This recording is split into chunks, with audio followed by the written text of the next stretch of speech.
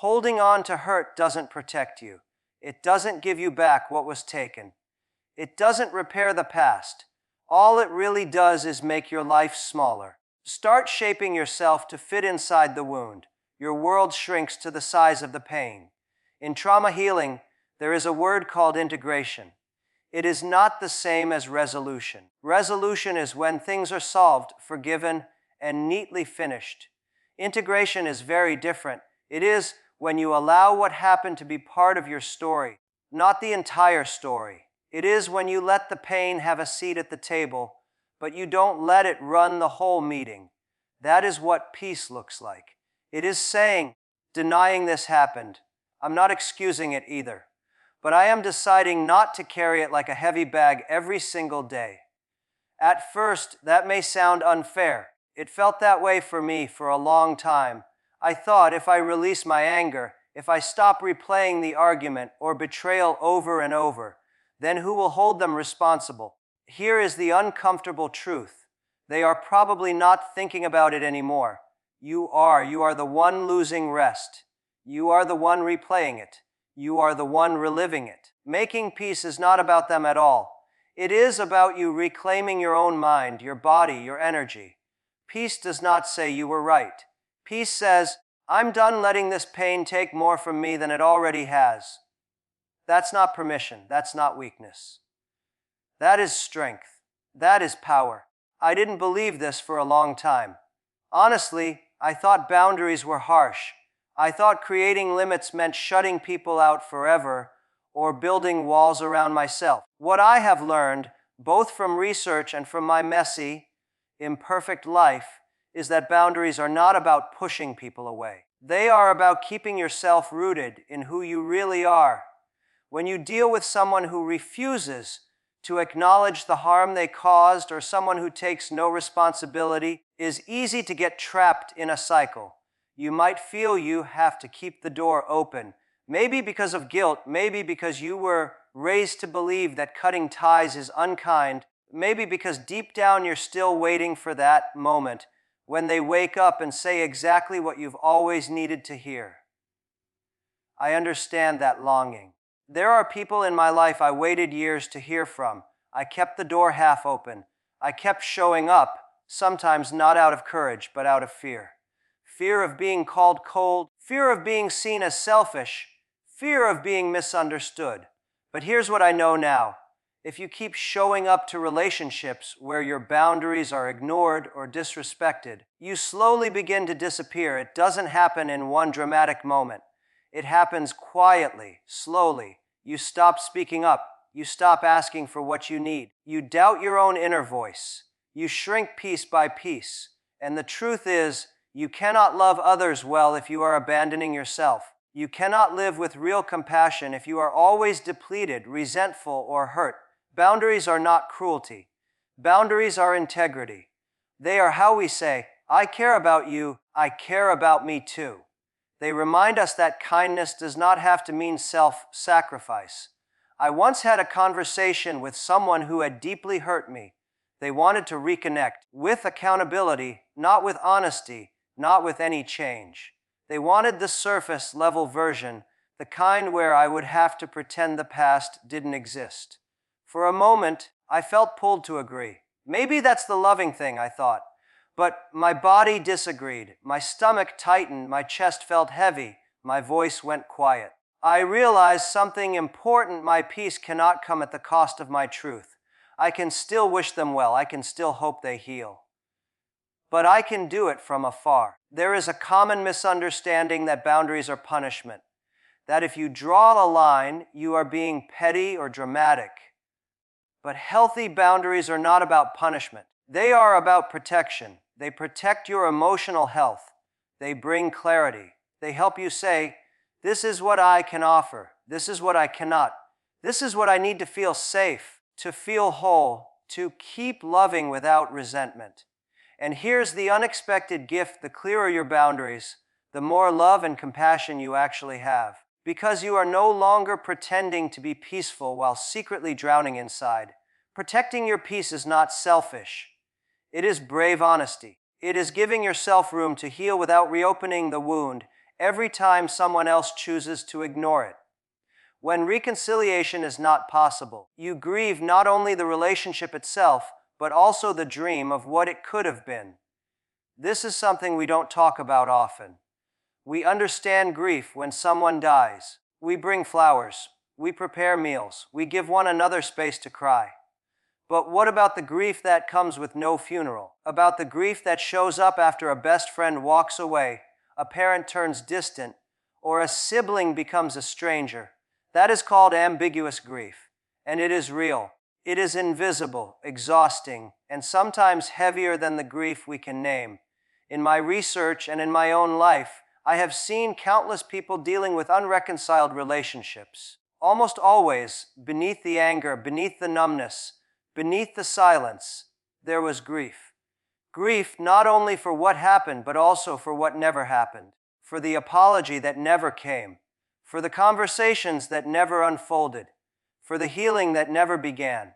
And because this grief doesn't fit into neat categories, we often judge ourselves for feeling it. We say, "Why am I still sad? It has been years."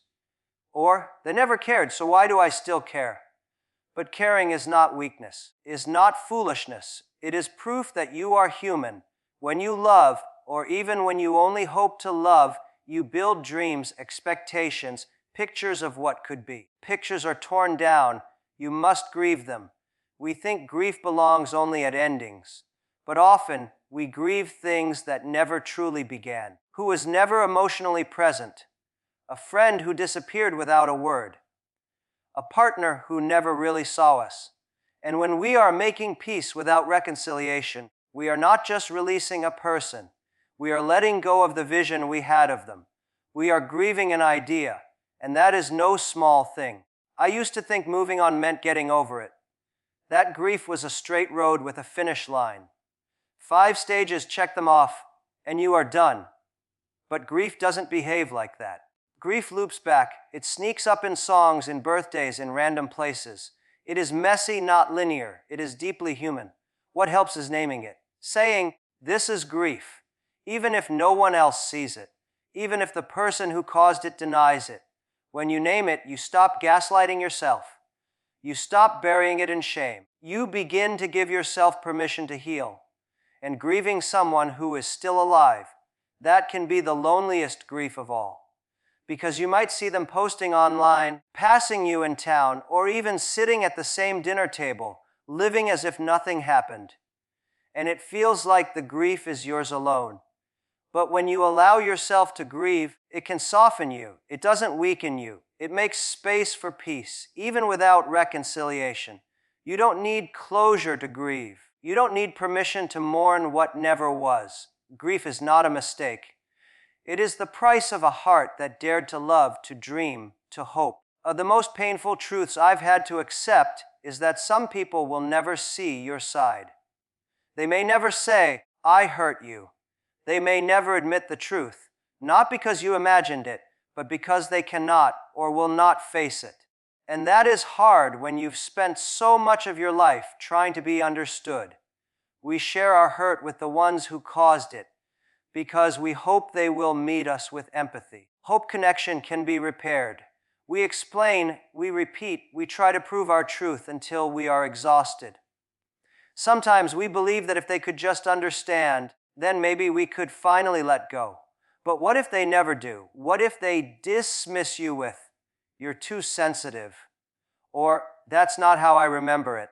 If they act as if it never happened at all. Here is what I've learned: waiting for someone else to validate your pain is like handing them the keys to your healing. You're saying, "I cannot move forward until you allow me." That is dangerous because they may never give you that. I had to learn how to affirm myself. To say, "This happened, it mattered, it changed me, and I don't need your permission for it to be real." That doesn't mean you shut down your heart. It doesn't mean you become hard or unforgiving. It means you stop begging for what may never come, not from anger, but from respect for yourself. It means you stop acting as though your healing depends on someone else's growth. That's hard because we all crave resolution. We all want that moment where someone says, "You were right. I see now. But if that never comes, you are still allowed to heal. You are still allowed to move forward. You are still allowed peace. There is quiet strength in saying, my story is valid even if you never understand it. That kind of courage isn't loud, but it changes everything. You can honor your pain without living inside it. You can carry your truth without forcing others to admit it. Sometimes the most healing choice is to stop explaining, not because the story doesn't matter, because you finally believe yourself. Forgiveness is another word that makes people tense. I understand why. For years, I thought forgiveness meant forgetting, pretending, forcing myself to move on before I was ready. But real forgiveness has nothing to do with erasing the past. It has everything to do with reclaiming your future. Forgiveness doesn't say what happened was okay. It doesn't mean you invite them back into your life. It doesn't mean reconciliation is required. Forgiveness and reconciliation are separate. One is about you. The other is about two people. And sometimes, two is no longer safe. I see forgiveness as setting down a heavy bag you've been dragging. The bag is full of someone else's choices. Carrying it hurts your body, your relationships, your heart. Forgiveness is saying, I will not carry this weight anymore. Sometimes the pain feels like the only thing linking you to the truth. Like if you release the resentment, you'll lose the story.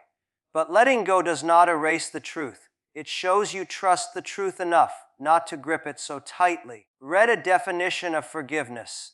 That stayed with me forgiveness is giving up the hope that the past could have been different. That is the hardest part, to rewrite the story. We want another ending. Forgiveness asks us to grieve the ending we got and then begin again with scars, wisdom, and strength. Forgiveness isn't a moment, it's a practice. Sometimes every day, sometimes every hour, and sometimes you think you've done it, and then their name shows up, your chest hurts again. That doesn't mean you failed. It means you're human. Forgiveness is a muscle. It gets stronger with practice, with boundaries, with support. I forgave someone I knew I would never reconcile with. It didn't happen in a big, dramatic way. It came quietly. I realized I didn't want this pain to be the loudest voice in the room anymore.